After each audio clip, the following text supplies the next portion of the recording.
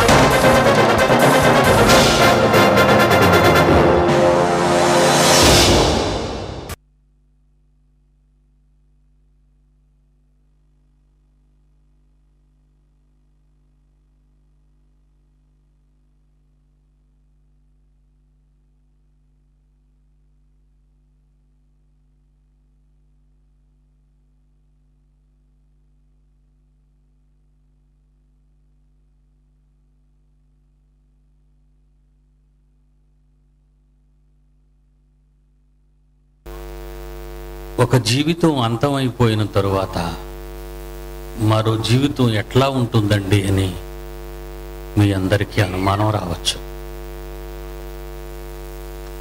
ఆ అనుమానానికి పరిష్కారం బైబిల్లో మీకు చూపించాను, ప్రకృతి నుండి చూపించాను. ఒక గింజ మరణించిన తరువాతే మరో జీవితాన్ని ఒక మహావృక్షంగా మారిపోతుంది అని. ఒక పురుగు, ఒక గొంగలి పురుగు తన శరీరాన్ని భద్రపరుచుకుంటే కొన్ని దినాల తరువాత అది చిన్న గూడు కట్టుకొని ఆ గూడిలో కొన్ని రోజులు నిద్రపోయి, ఆ నిద్రలో దానికి చక్కటి మీసాలు, అందమైన రెక్కలు, రంగులతో కూడిన రెక్కలు, చుక్కలతో కూడిన రెక్కలు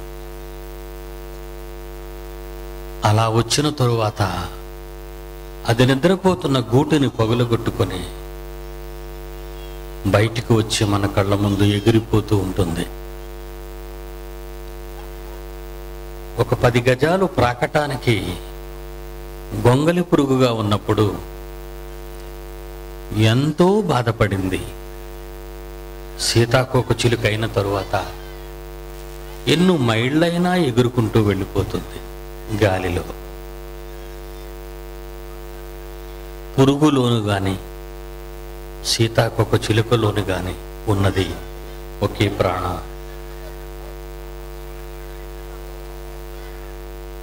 నేలను పడిన విత్తనమైన గింజలో గాని మహావృక్షంగా మారిపోయిన తరువాత ఉన్న ఆ చెట్టులో గాని ఉన్నది ఒకే ప్రాణం. కష్టాలతో, బాధలతో, వేదనలతో, ఆకలి దప్పులతో అలమటిస్తున్న ఈ మానవ జీవితంలో, ఈ మానవ ఆకారంలో ఉన్నది ఒకటి ఆత్మ. కష్టాలు లేని, కన్నీళ్లు రాని, ఆకలి లేని, దప్పిక రాని ఒక మహాలోకంలోకి వెళ్ళిపోయేది ఆ ఆత్మే. కళ్ళ ముందు వీటన్నిటినీ దేవుడు ఎందుకు జరిగించాడు అని మీరు అనుకుంటే మీకు జ్ఞానోదయాన్ని కలిగించాలని, మీకు పాఠాలను నేర్పించాలని. అది నేర్చుకొనకపోతే, అది మీకు అర్థం కాకపోతే మిమ్మల్ని ఎవ్వరూ బాగు చేయలేరు. జీవితం అనగానే మనిషి ఆలోచించేది 60-70 సంవత్సరాల ఈ చిన్న మానవ జీవితం కోసం. ఒక చిన్న పొలం, ఒక చిన్న ఊరిలో ఒక చిన్న ఇల్లు, భార్య, పిల్లలు, కష్టం. ఇదే జీవితం అని నువ్వు అనుకుంటే పేదవానిగా ఒక మంత్రి, ఢిల్లీలో ఒక పెద్ద రెస్ట్ హౌస్, పార్లమెంటులో ఒక సింహాసనం, ఒక డిపార్ట్మెంట్కు ఒక మంత్రిగా సింహాసనం మీద కూర్చొని పరిపాలించి కోట్ల రూపాయలు సంపాదించిన ఆ మనిషికి అదే బాధ. ప్రియులారా, ఈ జీవితంలో గొప్ప పేద అనేవి మనం చూస్తున్నాం. రాబోయే జీవితంలో అలాంటి వాటికి తావులేదు. ఆ జీవితం కావాలి అని నువ్వు ఆశపడుతున్నావా ఈ రాత్రి? అలాంటి జీవితంలోనికి వెళ్ళాలి అని నువ్వు కోరుకుంటున్నావా ఈ రాత్రి? అయితే నువ్వు కష్టపడాలి, నువ్వు శ్రమ పడాలి, నీవు ఆలోచించాలి, నీవు ప్రయాసపడాలి. లేకపోతే గమ్యాన్ని చేరుకోలేవు. ఇక్కడ నుంచి మహబూబ్ నగర్ వెళ్ళాలి అంటే నడవాలి, సైకిల్ మీదైనా పోవచ్చు, బస్సు మీదైనా వెళ్ళొచ్చు, కారు మీదైనా వెళ్ళాలి. ఇదంతా ప్రయాసం. మన ప్రక్కనే ఉన్న ఊరికి వెళ్ళటానికి మనం ప్రయాసపడతాం. మరి మనం వెళ్ళబోయే లోకానికి వెళ్ళాలి అంటే కష్టపడాలి. కష్టపడితేనే గాని కడుపు నిండదు అని నువ్వు అనే ఒక సిద్ధాంతంలో బ్రతుకుతున్న మనిషివి. కోరుకున్న దాని కొరకు ఇష్టపడి ప్రయాస పడితేనే కానీ పొందలేని లోకంలో ఉన్న ఒక మనిషివి. అది నిజం అని నీవు అనుకుంటే, నీ వెరుగని ఒక మహాలోకానికి వెళ్ళాలి అంటే నువ్వు కష్టపడాలి. అది రాబోయే లోకం కోసం కష్టం. భూమి మీద బ్రతికే ఈ లోకం కోసం కష్టం కాదు. ఇది 60-70 ఏళ్ల సుఖాన్నిచ్చే లోకం. నువ్వు ప్రయాసపడినా, నువ్వు బ్రతికినా 60-70 సంవత్సరాల సుఖాన్ని ఇచ్చేదే ఈ లోకం. అయితే ఆత్మకు చావు లేదుగా, శక్తికి ముగింపు లేదు. నీ ఆత్మకు నా ఆత్మకు చావు లేదు, ముగింపు లేదు. తండ్రి యొద్దకు వెళ్ళాలి, కావలసిన చోటును చేరుకోవాలి, దాని కొరకు సిద్ధపడాలి. ఇక్కడే సిద్ధపడాలి. జాన్సన్ గారు చెప్పారు, ఒక గొంగలి పురుగు సీతాకోక చిలుకగా మారాలి అంటే ఏ చెట్టు మీదో, మీ ఇంటి మిద్దెలోనో, గోడల మీదో ఏదో ఒక మూలకు వెళ్ళి ఒక చిన్ని గూడు కట్టుకోవాలి. నేను గొంగలి పురుగుగానే తిరుగుతాను, ఏ ఆకులనో, ఏ పువ్వులనో, ఏ రెక్కలనో, ఏ కొమ్మలనో తినేస్తూ ఉంటానో, నేను సీతాకోక చిలుకగా మారను అని అనుకుంటే అది గొంగలి పురుగుగానే ఉండిపోవచ్చు. అంతటితోనే తన జీవితం అయిపోతుంది, పురుగుగానే చచ్చిపోతుంది, దానికి మరో జీవితం ఉండదు. కానీ గొంగలి పురుగు అనుకుంటుంది నేను చిలుకగా మారాలని, నేను గాలిలో ఎగరాలని. అప్పుడు అది గూడు కోసం వెతుకుతూ ఉంటుంది. ఎక్కడ ఖాళీగా ఉన్నాయి కొమ్మలు, ఎక్కడ ఖాళీగా ఉన్నాయి మిద్దెలు, గోడలు అని వెతుక్కుంటూ తన శరీరానికి ఏ విధమైన ప్రమాదం రాకుండా భద్రపరచుకొనుచు ఆ శరీరాన్ని ఆ పురుగు వెంట్రుకలతో ఉన్న ఆ పురుగుగా తన శరీరాన్ని దాచుకోవటానికి ఏ మిద్దెకో చేరిపోతుంది. చాలా కష్టపడాలి అక్కడికి వెళ్ళటానికి. ఈ మధ్య పిచ్చుకలు వెతుకొని వెళ్ళిపోవచ్చు, ఈ మధ్యలో కాకులు వెతుకొని వెళ్ళిపోవచ్చు, లేదా రోడ్డు మీద ఎవరైనా తొక్కేయొచ్చు, లేదా గాలికి ఏ మట్టిలోకో కొట్టుకుని పోవచ్చు. వీటన్నిటినీ తట్టుకునే ఆ పురుగు ఒక సురక్షితమైన ఒక స్థలానికి చేరుకుంటుంది. అక్కడ ఒక గూడు కట్టుకుంటుంది, ఆ గూటిలో నిద్రపోతుంది. రాబోయే జీవితం కోసం ఎగరాలనే చిలుకగా మారాలనే ఆశతో అది గూడు కట్టుకొని నిద్రపోతుంది. అలా కొన్ని దినాలు నిద్రపోతుంది. అది అలా నిద్రపోయిన ఆ పురుగే తన శరీరము మీద ఉన్న వెంట్రుకలన్నీ రాలిపోయి, శరీరముగా ఉన్న పురుగంతా పగిలిపోయి, చక్కటి మీసాలతో, అందమైన రెక్కలతో, రంగురంగుల మచ్చలతో అది ఎగిరిపోవటం ఆరంభమవుతుంది. ఆలోచించండి. ఇది నేను మీకు కథ చెప్పటం లేదు, మాయ చేయటం లేదు, గారడీ చేయటం లేదు. మీరేదో జ్ఞానము లేని వాళ్ళు అని నేను మిమ్మల్ని మభ్యపెట్టడం లేదు.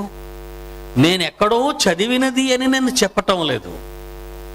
మీ కళ్ళ ముందు మీరు అనుభవించిన ఈ ప్రకృతిలోని ఒక పురుగును గురించి చెప్పిన మాటలు ఇవి. ఇవి ఎంత నిజమో మీరు ఆలోచించండి. మన కళ్ళ ముందు ఇలాగూ ఎందుకు జరగాలి, ఎందుకు జరుగుతుంది అని మీరు ఆలోచిస్తున్నారా? నేను చెప్పే మాటలు మీరు చాలా చిన్నవాళ్ళు, ఈ గ్రామంలో ఉన్నవాళ్ళు, ఈ మహబూబ్ నగర్ జిల్లాలో ఉన్నవాళ్ళు, లేదా ఈ రాష్ట్రంలో, ఈ దేశంలో ఉన్నవాళ్ళు చాలా చిన్నవారు నా దృష్టిలో. ప్రపంచంలో ఉన్నవాళ్ళనే ఖాతర చేయటం లేదు. మహాశాస్త్రవేత్తలు కూడా నా ముందు చేతులు జోడించుకుని వినాలి. ఇది నేటి ప్రపంచ పరిస్థితి. నా ముందు ఒక పురుగు చిలుకగా తన జీవితాన్ని మార్చుకోవటానికి కష్టపడుతుంది. ఎన్నో ప్రమాదాలను ఎదుర్కొంది. గాలికి కొట్టుకొని పోకుండా, మట్టిలో పుచ్చుకుపోకుండా, ఒక పక్షి ఎత్తుకొని పోకుండా, పిచ్చుక, కాకి, మరేదైనా ఒక మనిషి, ఒక జంతువు తొక్కేయకుండా, వారి కాళ్ళ కింద పడి నలిగిపోకుండా తన చిన్న పురుగు జీవితాన్ని కాపాడుకోవటానికి ఒక గూడు కట్టుకొని నిద్రపోతుంది కొంతకాలం. ఆ తరువాతే అది సీతాకోక చిలుక. పురుగులోను చిలుకలోను ఉన్నది ఒకే ప్రాణం. యేసుక్రీస్తు వారు ఒక మంచి మాట మాట్లాడారు బైబిల్లో, చూస్తారా? లోకం కోసం ప్రాణాలు పోగొట్టుకునే వాళ్ళు ఉన్నారు, దేవుని కోసం ప్రాణాలను పణంగా పెట్టిన వారు ఉన్నారు. ఎవరు వారి ప్రాణాలను కాపాడుకుంటారో చెబుతున్నాడు చూడండి. లూకాసు వార్త, బైబిల్ ఉన్నవాళ్ళు చూడండి. లూకాసు వార్త 17వ అధ్యాయము. బైబిల్ ఉన్నవాళ్ళు చూడండి. యేసు మాటలలో ఎంత వాస్తవం ఉంది. లూకాసు వార్త 17వ అధ్యాయము 33వ వచనం మీరంతా వినాలి. ఈరోజు ఈ వేళ కొరకు రాసిన మాట కాదు. ఈ మాటలు యేసు మాట్లాడి 1970 సంవత్సరాలైంది. 100 ఏళ్ళు, 200 ఏళ్ళు కాదు. యేసు ఈ మాట చెప్పి 1970 సంవత్సరాలైంది. ఏమంటున్నారో చూడండి బైబిల్లో. తన ప్రాణాన్ని, తన శరీరాన్ని భూమి మీద కాపాడాలని ఒకవేళ ఎవరైనా అనుకుంటే, భూమి మీద తమ ప్రాణాలను కాపాడుకోవాలి వాళ్ళ కోసం అని ఎవరైనా అనుకుంటే దానిని పోగొట్టుకుంటారు అన్నాడు. తెలుసా మీకు? ప్రపంచాన్నంతటిని జయించి ప్రపంచాన్నంతటిని పరిపాలించాలనుకున్నాడు అలెగ్జాండర్, గ్రీకు చక్రవర్తి. ప్రపంచాన్ని పరిపాలించాలి అనుకున్నాడు ఒకనాడు. యవనస్తుడు, నవ యవ్వనంలో ఉన్నటువంటి వాడు. అలెగ్జాండర్ ద గ్రీక్ అంటారు అతన్ని.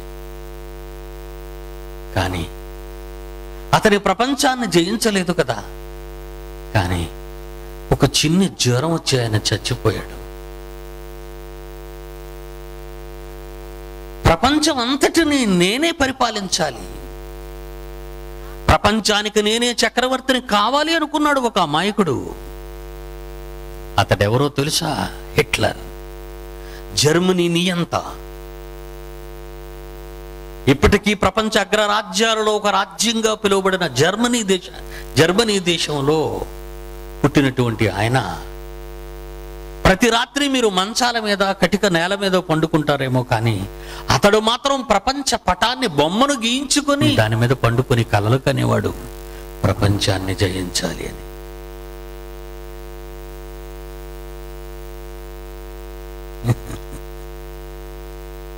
ఎన్నో సంవత్సరాలు భారతదేశాన్ని పరిపాలించిన ఇందిరా మీకు తెలుసు. మరలా నేనే ప్రధానిని కావాలి అనుకుంది. ఎప్పటికైనా బ్రతికున్నంత వరకు నేనే ప్రధానమంత్రిని కావాలి ఈ దేశానికి అనుకుందామే. చచ్చిపోయింది. 21 తుపాకీ గుళ్లతో తన ఇంటిలోనే తన సెక్యూరిటీ గార్డుగా ఉన్నవాడే కాల్చి పడేశాడు ఆమెని.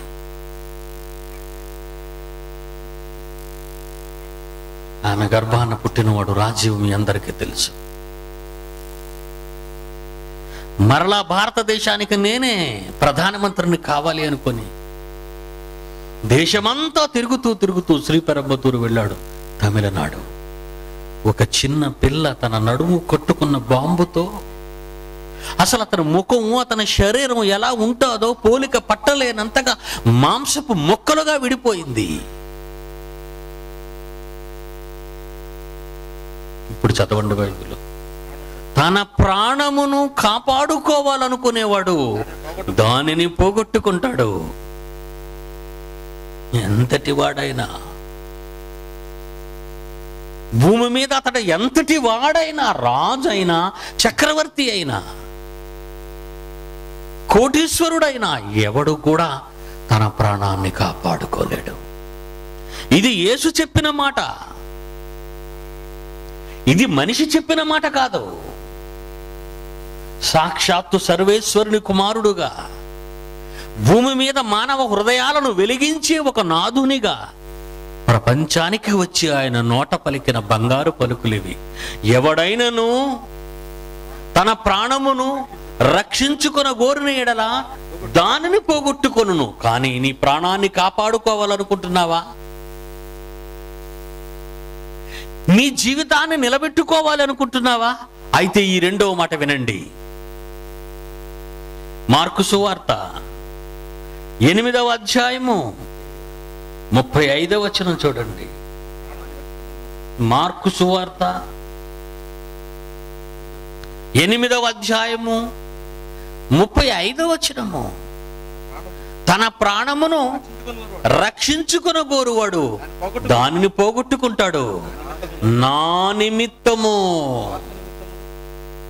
నా నోట వచ్చే మాటల నిమిత్తము, నా నిమిత్తము, సువార్త నిమిత్తము తన ప్రాణాన్ని ఎవరైతే పోగొట్టుకోవటానికి ముందుకొస్తారో వాళ్లే తమ ప్రాణాన్ని దక్కించుకుంటారు అన్నాడు. వాళ్లే తమ జీవితాన్ని పొడిగించుకుంటారు అన్నాడు. వాళ్లే ఒక కొత్త జీవితాన్ని పొందుతారు అంటున్నాడు యేసుస్వామి. సువార్త నిమిత్తము అన్నాడు. చూడండి, చిన్న పిల్లలండి ఈ సభలు ఏర్పాటు చేసిన వాళ్ళు. చిన్న పిల్లలు మీ అందరిని కూర్చోబెట్టాలని ప్రతి గ్రామానికి ప్రతి ఇంటికి వెళ్ళి రండని చెప్పి మిమ్మల్ని మోసగించటానికి కాదు, మీకు ఆశలు చూపించాలని కాదు, మీ కోరికలను తీర్చాలని కాదు, మీకు మరో జీవితపు వెలుగులను చూపించాలని. ఈరోజు మానవ సమాజానికి, మానవ జ్ఞానానికి ఆకాశపు అంచు తెలియటం లేదు. తెలుసా మీకు? ఆకాశపు అంచు తెలియదు వాళ్ళకి. అందుకే అనంత విశ్వము అంటుంది శాస్త్రం. దాని అంచు ఎవ్వరికీ తెలియదు. అది దాటితేనే నువ్వు చచ్చిపోయాక వెళ్ళే లోకం. అది దాటితేనే నువ్వు వెళ్ళే మరో లోకం, అది నీ తండ్రున్న లోకం. ఆకాశం వైపు కన్నులెత్తి పరలోకముందున్న మా తండ్రి అని పిలుస్తున్నావే, నీ కన్న తండ్రిని, ఆయన అక్కడే ఉన్నాడు. ఆయన అక్కడే ఉన్నాడు నీకోసం, నీకోసం, నీకోసం. నువ్వు రావాలని, నువ్వు తెలుసుకోవాలని, తన ప్రేమకు అర్థం చూపాలని. ఈ మహాభాగ్యాన్ని మీరు పొందుతున్నారు ఈరోజు. ఆయన మాటలలోని జ్ఞానాన్ని వింటున్నారు ఈ రాత్రి. తన ప్రాణాన్ని దక్కించుకునేవాడు దానిని పోగొట్టుకుంటాడు. నా నిమిత్తం, ఈ సువార్త సభల నిమిత్తం తన ప్రాణాన్ని ఎవరైతే పోగొట్టుకుంటారో దానిని రక్షించుకుంటారు అంటున్నాడు. చాలా మంది డబ్బులు ఇచ్చారట, వేల రూపాయలు ఇచ్చారట ఈ సభల కోసం. తమ కష్టాన్ని దారపోశారు. అంటే ఆ డబ్బుతో వాళ్ళ ప్రాణాన్ని సుఖపెట్టలేరా? ఆ కష్టంతో వాళ్ళ ప్రాణాన్ని సుఖపెట్టలేరా? ఈవేళ ఉదయం మల్దకల్ గ్రామానికి వెళ్ళాను. ఆ బిడ్డలందరూ దేవుని కొరకు 15,000 రూపాయలు ఈ సభలో మీరు ఈ మాటలు వినాలని, నా చేత చెప్పించాలని వాళ్ళు 15,000 రూపాయలు ఇచ్చారు. వాళ్ళలో ఎవరిల్లు బాగాలేదు, సరైన నివాసం వాళ్ళకి లేదు, సరైన వస్త్రాలు వారికి లేవు. కానీ వాళ్ళు సంపాదించిన కాయ కష్టం చేసి సంపాదించిన ప్రతి పైసా కూడబెట్టి 1000 రూపాయలను తెచ్చి సువార్త నిమిత్తం ఉపయోగించమన్నారు, దేవుని నిమిత్తం ఉపయోగించమన్నారు. సోదరా సోదరీమణి, నీ కష్టాన్ని, నీ ప్రాణం మీద వచ్చే కష్టాన్ని, నీ రక్తము నీ దేహానికి ప్రాణమైతే ఆ రక్తము చెమటగా మార్చి నువ్వు కష్టపడుతున్నా ఒక్కొక్క చెమట బిందువు నుంచి, రక్తపు బిందువు నుంచి వచ్చేదే ప్రతి పైసా. ఆ పైసాను విలాసవంతమైన నీ జీవితం కోసం నువ్వు ఉపయోగించుకోనకుండా, ఏది తాగాలో, ఏమి తినాలో, ఎలా సుఖపడాలో అని నీ డబ్బును నువ్వు దాచుకోకుండా నీ కష్టాన్ని దేవునికి ఇచ్చావే. నా నిమిత్తమును, సువార్త నిమిత్తమును నీ కష్టాన్ని నాకు ఇచ్చావు కనుక నీకు మరో జీవితాన్ని ఇస్తానంటున్నాడు దేవుడి రాత్రి. అందమైన మహా జీవితాన్ని నువ్వు కష్టపడాలి. గొంగలి పురుగుగా ఉన్నప్పుడు ఎన్నో కష్టాలు, ఎన్నో ప్రాణాపాయాలు ఉన్నాయి దానికి. అయినా సీతాకోక చిలుకగా మారడానికి అది ఈ ప్రమాదాలన్నింటినీ తట్టుకుని ఎక్కడికో పోయి గూడు కట్టుకున్నది గనుక, ఆ గూటిలో కొన్ని దినాలు నిద్రపోయింది గనుకనే సీతాకోక చిలుకగా ఎగిరిపోతూ ఉంది. సోదరా సోదరి, ఏదో ఒక రోజు నువ్వు కూడా నీ గూటిలోనికి పోవాలి. అది మట్టి, ఆ మట్టిలో నువ్వు దాక్కోవాలి, ఆ మట్టిలో నువ్వు సమాధి చేయబడాలి. ఒకరోజు నువ్వు లేస్తావు, ఒకరోజు నువ్వు ఉన్న సమాధిని దేవుడు తెరుస్తాను అంటున్నాడు. చూస్తారా బైబిల్లో ఎంత చక్కగా ఉంటుందంటే మాట. యెహెజ్కేలు గ్రంథం క్రీస్తు పూర్వం 700-800 సంవత్సరాల కాలంలో యెహెజ్కేలు అనే ఒక ప్రవక్త ఇశ్రాయేలీల మధ్యకు వచ్చాడు ఈ మహాజ్ఞానాన్ని ప్రకటించడానికి. ఆయన ఏమంటున్నాడో ఒక్కసారి బైబిల్ విప్పి చూడండి. యెహెజ్కేలు గ్రంథము 37వ అధ్యాయము 12-13 వచనాలు మీ బైబిల్ విప్పి చూడండి, ఉందో లేదో. యెహెజ్కేలు గ్రంథము 37వ అధ్యాయము 12వ వచనము. కాబట్టి ప్రవచనమెత్తి ఈ ప్రజలతో చెప్పు నాయన అంటున్నాడు దేవుడు. అమాయకులైన ఈ ప్రజలతో చెప్పు. మహబూబ్ నగర్ జిల్లా నుండి, కర్నూలు జిల్లా నుండి, అనేక ప్రాంతాలు, కర్ణాటక నుండి అనేక ప్రాంతాల నుంచి వచ్చిన నా పిల్లలకు ఒక్కసారి నీ గళం, నీ గొంతు విప్పి చెప్పు నేనేం చెప్పాను అని అంటున్నాడు దేవుడు. ఏమంటున్నాడు వినండి. ప్రభు అయిన యెహోవా సెలవిచ్చినదేమనగా, నా ప్రజలారా, మీరున్న సమాధులను నేను తెరచెదను.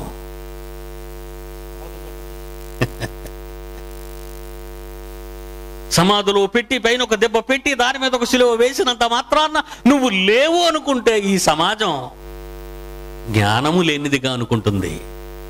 నువ్వున్నావు, నువ్వెక్కడికి వెళ్ళావు? ఒక గొంగలి పురుగు వెళ్ళి గూడు కట్టుకుని నిద్రపోతుంది, అది నిద్ర. అది ముగింపు కాదు, అది మృత్యువు కాదు, అది చావు కాదు, అది శాశ్వతం కాదు, అది నిద్ర. లేచిపోతారు ఎప్పుడు లేపితే. నిద్రపోయే వాళ్ళు ఎప్పుడైనా లేపితే లేచిపోతారు వాళ్ళు. విత్తనాలను తీసుకెళ్లి పొలంలో జల్లుతున్న నువ్వు అవి చచ్చిపోయాయి. ఇక అవి బ్రతకవనుకుంటున్నావా? మొలకలుగా మారతాయని ఆకలితో ఎదురు చూస్తూ ఉంటావు, ఆశతో. మట్టిలో పడిన ప్రతి గింజ తన మీదున్న తొడుగును పగలగొట్టుకుని మొలకగా బయటకు పచ్చగా వచ్చేసరికి నీ కళ్ళల్లో ఎంతో ఆనందం. నా పొలం బాగా పండింది, నా చేను బాగా పండింది అని. ప్రతి చిన్న గింజలో దానికి మరో జీవితం, ప్రతి చిన్న పురుగులో దానికి మరో జీవితం. పక్షుల కంటే, జంతువుల కంటే, ఈ లోకంలో ఉన్న వాటన్నిటికంటే శ్రేష్టమైన దేవుని రూపాలు కలిగిన మానవ జీవితం ఎంత గొప్పది, ఇంకెంత గొప్పది ఆలోచించండి ఈ రాత్రి. అందుకే అంటున్నాడు దేవుడు, నా ప్రజలారా, మహబూబ్ నగర్, కర్ణాటక, ఆంధ్ర రాష్ట్రాల్లో ఉన్న నా ప్రజలారా, ప్రపంచంలో దేశాలలో ఉన్న నా ప్రజలారా, నా కొరకు బ్రతుకుచున్న వారులారా, సువార్త కోసం బ్రతుకుచున్న వారులారా, ప్రాణాన్ని కష్టాన్ని త్యాగం చేసి ఈ రాజ్య వ్యాప్తి కొరకు మహాజ్ఞానాన్ని ప్రకటించు వారులారా అంటున్నాడు. మిమ్మల్నే అంటున్నాడు. ఎన్ని ప్రాంతాల నుండి వచ్చారు పాపం ఈ రాత్రి మీరంతా. చిన్న చిన్న పల్లెలలో నుంచి చిన్న చిన్న బళ్ళను వేసుకొని తల్లి పిల్లలతో, పసిబిడ్డలతో మీరంతా వచ్చారు ఈ జ్ఞానాన్ని వినటానికి. వచ్చారు కనుకనే దేవుడు మీకు ఈ వరం కలిగే మాటలు చెబుతున్నాడు ఈ రాత్రి. వినండి, నా ప్రజలారా, మీరున్న సమాధుల దగ్గరకు నేను వస్తాను, వాటిని నేను తెరుస్తాను. దాన్ని తెరవగలిగిన వాడు నేనొక్కడనే. ఒక పురుగుకు సీతాకోక రూపాన్ని ఇచ్చిన వాడను నేనే, ఒక గింజకు మరొక శరీరాన్ని ఇచ్చిన వాడను నేనే. రాత్రి చదివారు మీరది. ఓ అవివేకి, నీ విత్తు దానిని చూడగా అది గోధుమ గింజ అయినను సరే, మరి ఏ గింజ అయినను సరే, వట్టి గింజనే విత్తుచున్నావు కావా? వరి గింజ. రాత్రి చదివాం మనం అది. ఓ అవివేకి, నీవు విత్తు దానిని చూడగా అది గోధుమ గింజ అయినను, వరి గింజ అయినను, మరి ఏ గింజ అయినను వట్టి గింజనే విత్తుచున్నావు కావా? పుట్టబోవు శరీరమును నీవు విత్తుటలేదు. అయితే దేవుడుగా నేనే నా ఇష్ట ప్రకారము నీవు విత్తిన ఆ గింజకు శరీరాన్ని, రూపాన్ని, ఆకారాన్ని ఇచ్చాను అన్నాడు. ఒక మామిడి విత్తనమా? అది మామిడి చెట్టు. ఒక పత్తి విత్తనమా? అది పత్తి చెట్టు. ఒక గులాబీయా? అది గులాబీ మొక్క. ఒక కొబ్బరా? అది కొబ్బరి చెట్టు. దాని ఆకారమే వేరు. కొబ్బరి వేరు, మామిడి వేరు, గులాబీ వేరు, మర్రి వేరు, ఏ చెట్టుకా చెట్టు వేరు. దాని రూపం వేరు, దాని వాసన వేరు, దాని ఆకులు వేరు. ఏమంటున్నాడు చూడండి కిందకి. అయితే దేవుడే తన చిత్త ప్రకారము నీవు విత్తున దానికి శరీరమును ఇచ్చును. ప్రతి విత్తనానికి దాని శరీరములను ఇచ్చేవాడును నేనే అంటున్నాడు. కొరింథీయులకు రాసిన మొదటి పత్రిక 15వ అధ్యాయము 38వ వచనంలో దేవుడే తన ఇష్ట ప్రకారము నీవు విత్తిన గింజకు శరీరం ఇచ్చును. నీ ఆకలిని తీర్చటానికి, తన రూపంలో ఉన్న నిన్ను ఆదుకోవటానికి, నీ దప్పికను తీర్చటానికి దేవుడే ఈ సకల సృష్టిని కలుగు చేసినప్పుడు నీవు కూడా వాటి వలె ఒక రోజు నిద్రించి ఈ ఆకారాన్ని, ఈ గింజను, ఈ విత్తనాన్ని మట్టిలో సమాధి చేస్తే ఊరుకుంటాడా? తెరవకుండా తెరుస్తాడు. ఎప్పుడు ఎవడు నా కోసం, నా సువార్త కోసం భూమి మీద తన ప్రాణాన్ని పణంగా పెడతాడో అతనినే లేపుతానంటున్నాడు. చూడండి, ఎవరిని పడితే వారిని లేపడు. పిరికితనంతో చావును కోరుకుని ఆత్మహత్య చేసుకున్న వారిని ఎందుకు లేపాలి? భూమి మీద నా ప్రాణమా తిని త్రాగు సంతోషించు ప్రగల్భాలు పలుకుతూ లోకాన్ని అనుభవిస్తున్నటువంటి వాళ్ళని ఎందుకు లేపాలి? ఆలోచించండి. యెహెజ్కేలు గ్రంథములో రాయబడిన మాట మరలా చదువుకుందాం. 37వ అధ్యాయము 12వ వచనం. నా ప్రజలారా, మీరున్న సమాధుల దగ్గరకు మీరున్న సమాధులను నేను తెరిచెదను, సమాధులలో నుండి బయటకు రప్పిస్తాను నేను. మార్తా, బయటకు రామ్మా.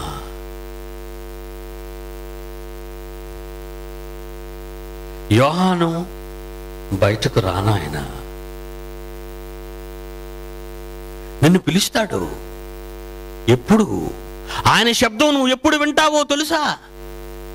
ఈ భూమి మీద ఈ శరీరాన్ని, దాని మీద వచ్చిన కష్టాన్ని నీ దేవుని కొరకు నువ్వు ఫణంగా పెట్టిన నాడే. కొరింథీయులకు రాసిన మొదటి పత్రిక 15వ అధ్యాయం చూడండి. ఎవరు బ్రతుకుతారు? అందరూ బ్రతుకుతారా? అందరూ ఆ జీవితాన్ని పొందుతారా? అలా అయితే అందరూ వెళ్ళిపోతారు. కానీ పరలోకానికి అందరూ వెళ్ళరు. కొందరు మాత్రమే వెళ్ళిపోతారు అక్కడికి. మిగిలిన వాళ్ళంతా నాశనానికి వెళ్ళిపోతారు. కొరింథీయులకు రాసిన మొదటి పత్రిక 15వ అధ్యాయము 23వ వచనంలో ఏముందో చూడండి. ప్రతివాడు తన వరుసలోనే బ్రతికింపబడును. ప్రతివాడు తన వరుసలోనే బ్రతికింపబడును. వేదిక దగ్గరగా రావాలని, వేదిక దగ్గరగా నన్ను చూడాలని, వేదిక దగ్గరగా ఈ మాటలు వినాలని ఎందరో బిడ్డలు ఇక్కడ ప్రాకులాడుతూ కిటకిటలాడుతూ కూర్చున్నారు. ఈ మట్టిలో, ఈ గాలి లేని చోట, ఈ ధూళిలో పసిబిడ్డలతో కూర్చున్నారు. ఎందుకంటే మేము మొదటి వారం కావాలి, మొదటిగా ఉండాలి అని. నీవు లేచినప్పుడు కూడా, నిన్ను సమాధిలో నుంచి పిలిచినప్పుడు కూడా ఏమంటున్నాడో దేవుడు తెలుసా? ప్రతి వాడును తన వరుసలోనే బ్రతికింపబడును అని. కింద ఏమంటున్నాడు? ప్రథమ ఫలము క్రీస్తు. 2000 సంవత్సరాల క్రితం చనిపోయిన వారిలో మొట్టమొదటి వ్యక్తిగా సమాధి చేయబడి మృత్యుంజయుడే లేచినటువంటి వాడు. ఆయన ఎందుకు లేచాడో తెలుసా? నిన్ను లేపుతానని చెప్పటానికి. ఆయన ఎందుకు మరణాన్ని జయించాడో తెలుసా? ఆయన ఎందుకు సమాధిని చీల్చుకొని బయటకు వచ్చాడో తెలుసా? నీకు చెప్పటానికి. నిన్ను కూడా బయటకు తీస్తాను అని చెప్పటానికి. సమాధిలో ఉన్నవారు సమాధులలో ఉండరని, భూమి మీద దేవుని కొరకు పుట్టిన వారు మాత్రమే సమాధులలో నుండి బయటకు వస్తారని ఆయన చెబుతున్న మాటలవి. ప్రథమ ఫలము క్రీస్తు. మొట్టమొదటిగా యేసుక్రీస్తు లేస్తే, తరువాత యేసుక్రీస్తు రాకడలో ఆయన వారు. నువ్వు ఎవరి వాడవు? నువ్వు ఎవరి వాడవు? మలవాడివా? మాదిగవాడివా?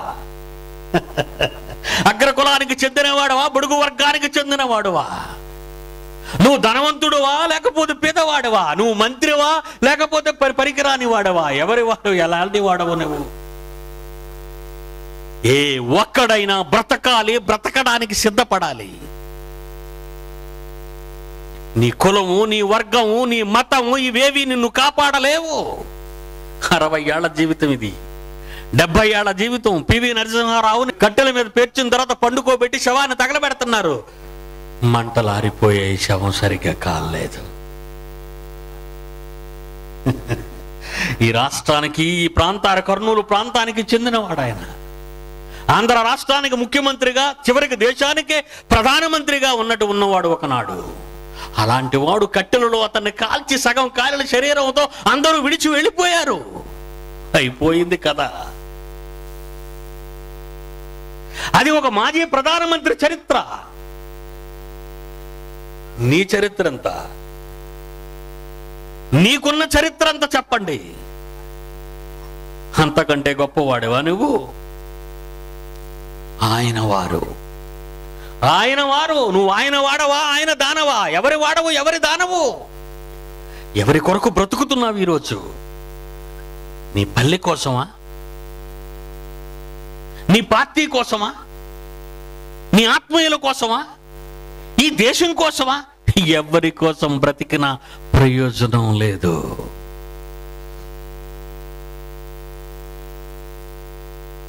ఒకసారి కన్ను మూసావో దేవుని కొరకు బ్రతకకుండా, జాగ్రత్తగా వినాలి, దేవుని కొరకు బ్రతకకుండా అకస్మాత్తుగా కన్ను మూసావా, చావు నీ దగ్గరకు వచ్చిందా, నీ పరిస్థితి ఏంటో దేవుడు చెబుతున్నాడు. నీ ఇల్లు, నీ ఊరు, నీ పల్లె, నిన్ను మరిచిపోద్ద బిడ్డ. యోబు గ్రంథం 7వ అధ్యాయము 9వ వచనం చూడండి. అందరూ బైబిల్ ఉన్న వాళ్ళందరూ విప్పి చూడండి, ఎంత వాస్తవం. క్రీస్తు పూర్వం 1400 సంవత్సరాల క్రితము దేవుడు రాయించిన మహాజ్ఞానం. మరణం తర్వాత సంగతి, మృత్యువు తర్వాత సంగతి, నీ చావు తర్వాత సంగతి. ఏమండి, వాడు చచ్చిపోయాడు, వాడి కోరికలు తీరలేదు, అందుకే ఇక్కడ తిరుగుతున్నాడు ఐజియా ప్రాంతం అంతా అనుకుంటున్నారా? అనుకుంటారు మీరు. ఒక ఆవు చచ్చిపోతే పట్టించుకోరు, ఒక కుక్క చచ్చిపోతే పట్టించుకోరు, అంతే కదండి. ఒక గేదె చచ్చిపోతే పట్టించుకోరు. చచ్చిపోయిందిరా, లారీ గుద్దేసింది, గేదె చచ్చిపోయింది, ఆవు చచ్చిపోయింది, కుక్క చచ్చిపోయింది, గొర్రె చచ్చిపోయింది అని చెప్పుకుంటావు. అదే మనిషి చచ్చిపోతే లారీ గుద్ది, ఒరే ఆ పక్క వెళ్ళకండ్రా వాడు తిరుగుతున్నాడు అంటారు. అంటారా? వాడు తిరుగుతున్నాడు రా, చచ్చిపోయి వాడి కోరికలు ఇంకా తీరలేదు, భూమి మీద వాడి కోరికలు తీరలేదట, అందుకే వాడు ఐజీ అంతా తిరుగుతున్నాడు, అప్పుడప్పుడు మహబూబ్ నగర్ వెళ్తున్నాడు, గద్వాల్లో కూడా తిరుగుతున్నాడు అని విన్నాం. తిరగవు నువ్వు, తిరగవు. మృత్యువును తప్పించుకొని ఎక్కడికి వెళ్ళలేవు నువ్వు. భూమి మీద నీ పల్లెకు, నీ ఇంటికి, నీ ఊరికి నువ్వు రాలేవు. అదే దేవుడు అంటున్నాడు చూడండి. యోబు గ్రంథము 7వ అధ్యాయము 9వ వచనము. మేఘము విడిపోవునట్లుగా, మేఘము అదృశ్యమగునట్లు పాతాళానికి వెళ్ళిపోయిన వాడు మరి ఎప్పుడును భూమి మీదికి రాడు, వాడికి ఎన్నడూ తన ఇంటికి రాడు, అతని స్థలము, అతని ఇల్లే అతన్ని ఎరుగదు అన్నాడు దేవుడు. ఇంక నువ్వెక్కడ తిరుగుతావు? ఆ ఊరు పేరు అతని పేరు మీద పెట్టినా, ఆ ఊరికి పేరు అతని పేరు మీద పెట్టినా. ఏమండి, చెన్నారెడ్డి గారి మామయ్య గారు పేరు పెట్టారండి, రంగారెడ్డి జిల్లా.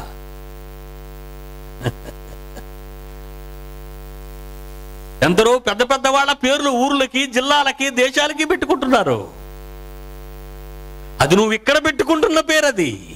కానీ నువ్వు చచ్చిపోయి లోకాన్ని విడిచిన తరువాత ఏం జరుగుతుందో దేవుడు చెబుతున్నాడు వినండి. మేఘము అదృశ్యమగునట్లు పాతాళ లోకానికి జారిపోతున్నాడు. ఎందుకంటే వాడు దేవుని కోసం బ్రతకలేదు గనుక, వాడు సువార్త కోసం బ్రతకలేదు గనుక. పాతాళమునకు దిగిపోయిన వాడు పరలోకమునకు ఎక్కిపోయిన వాడు కాడు, దేవుని యొద్దకు వెళ్ళవలసిన వాడు కాడు. పాతాళమునకు దిగిపోయిన వాడు మరి ఎప్పుడును రాడు. ఎక్కడికి? భూమి మీదకి, మీ జిల్లాకి, మీ పల్లెకు, మీ ఇంటికి రాడు. అతడిక ఎన్నడూ తన ఇంటికి రాడు.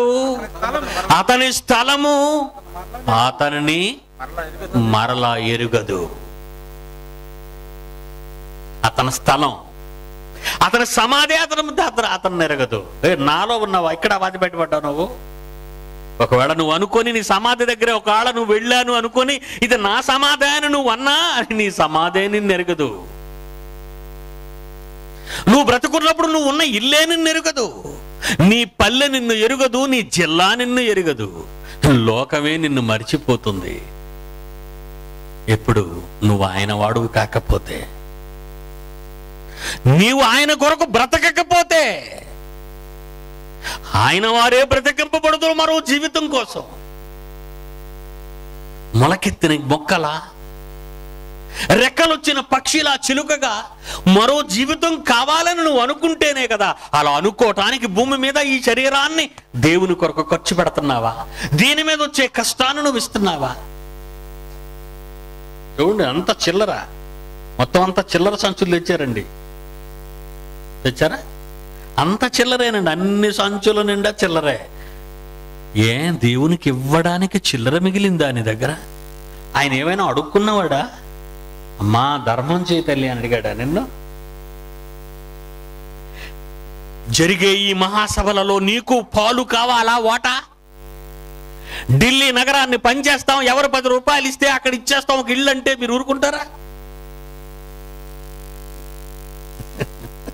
మహబూబ్ నగర్ మీకు మీ జిల్లా, అది పెద్ద పట్టణం మీ జిల్లాలో. ఆ జిల్లాలో మీరు 100 రూపాయలు ఇవ్వండి, మీకు ఉండడానికి 100 గజాల స్థలం ఇస్తామంటే మీరు ఇవ్వరా? పట్టణంలో ఉండాలని పల్లెలో నుండి ఎందరో వెళ్ళిపోయారు ప్రజల చేత ఎన్నుకోబడిన మంత్రులుగా. ఈరోజు ఆంధ్ర రాష్ట్రంలో జూబ్లీ హిల్స్ అంటే ఒక అందమైన ఏరియా. అది కోటీశ్వరులు, జమీందారులు, మంత్రులు ఉన్న స్థలం.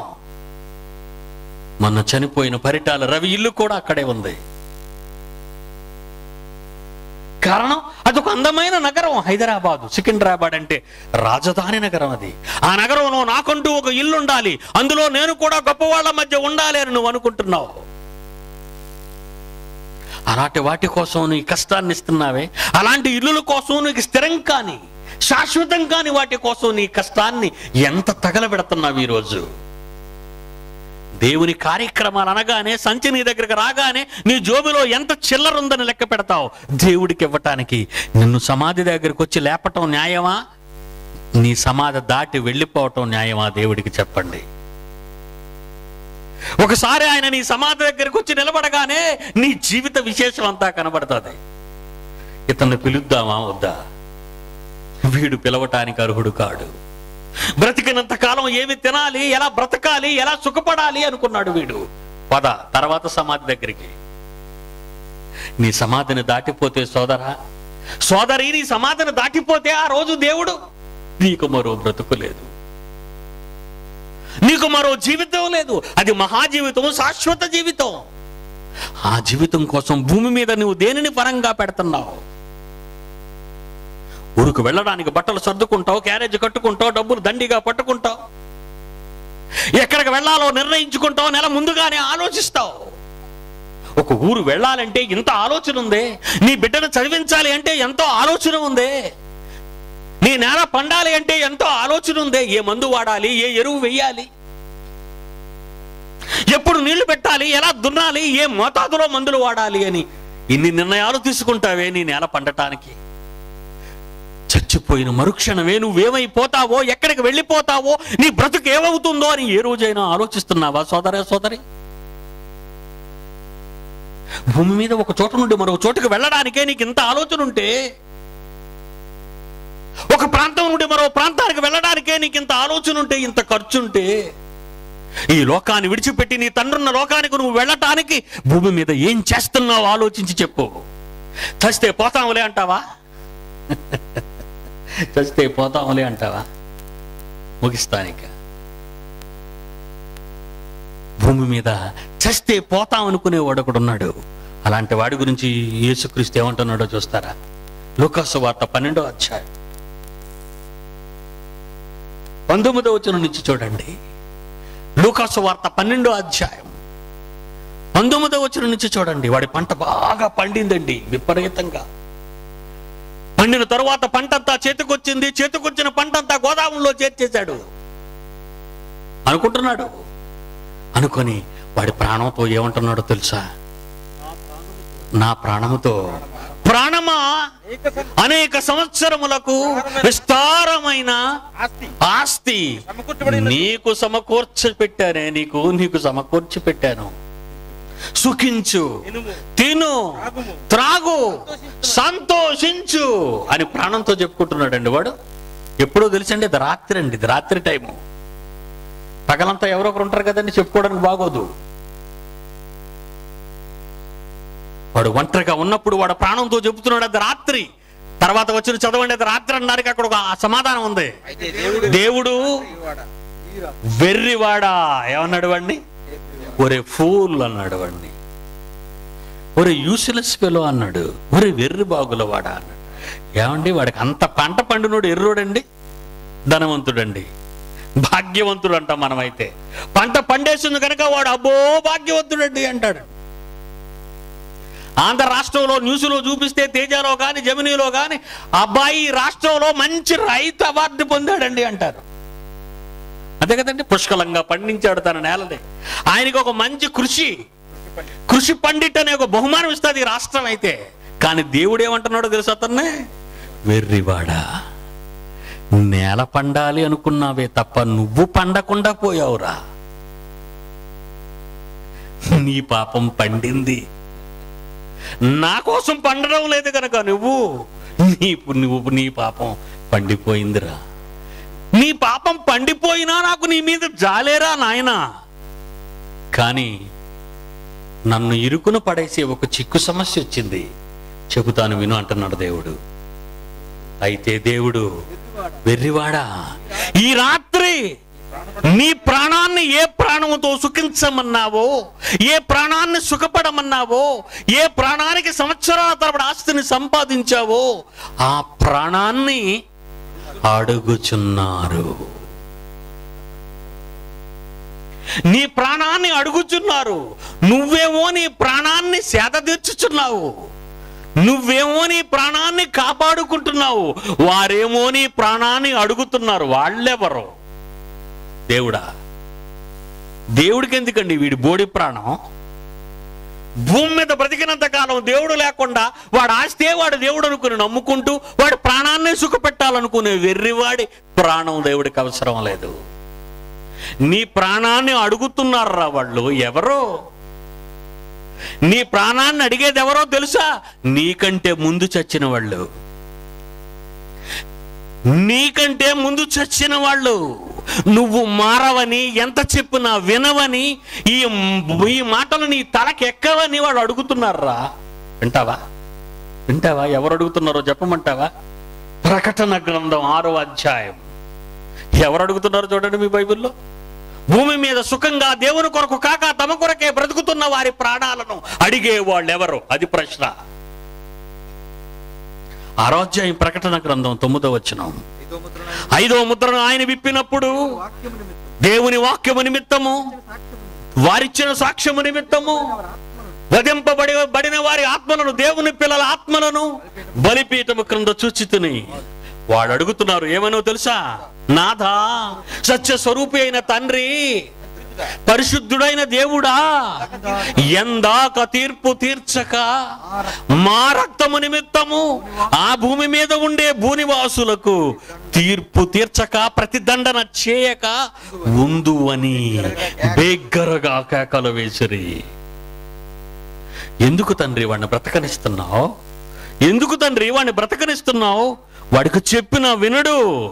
ఎవరండి అంటున్నారు ఈ మాట? ఎవరు అడుగుతున్నారు ప్రాణాన్ని? దేవుని వాక్యము నిమిత్తము తమ ప్రాణాన్ని అర్పించిన వారు. ఎన్ని సభలు పెడితే మారతారండి మీరు? ఈ సభల్లో మారిపోతారా మీరు? మారిపోతారా? మారతారన్న వాళ్ళు, మారతామన్న వాళ్ళు చెయ్యొద్దండి. నమ్మమంటారన్న చూసారండి, వచ్చిన వాళ్ళు 1000 మంది, చెయ్యెత్తిన వాళ్ళు 20 మంది అని. మిగతా వాళ్ళు మారతారంటే మేము మారం, ఎవరితో చెప్పుకుంటావు చెప్పుకో అంటున్నారు నన్ను. మేము మారం, ఎవరితో చెప్పుకుంటావు చెప్పుకో. కనీసం మారతామనైనా చెయ్యెత్తారు వాడు, గొప్ప సంగతి. నువ్వు మారకపోతే నువ్వు లేవవు. నువ్వు బ్రతికి చస్తావే తప్పితే చచ్చి బ్రతకవు బిడ్డ. నువ్వు బ్రతుకుతున్నావు కనుక చస్తావు. ఆ బ్రతికేది దేవుని కోసమే. భూమి మీద బ్రతికితే చచ్చినా నువ్వు బ్రతుకుతావు బిడ్డ. నిర్ణయించుకో ఈ రాత్రి. నువ్వు బ్రతకాలనుకుంటున్నావా? మరలా బ్రతకాలనుకుంటున్నావా నువ్వు? అది శాశ్వత జీవితం, అది అనంతమైన జీవితం, అది కష్టాలు కన్నీళ్ల లేని జీవితం.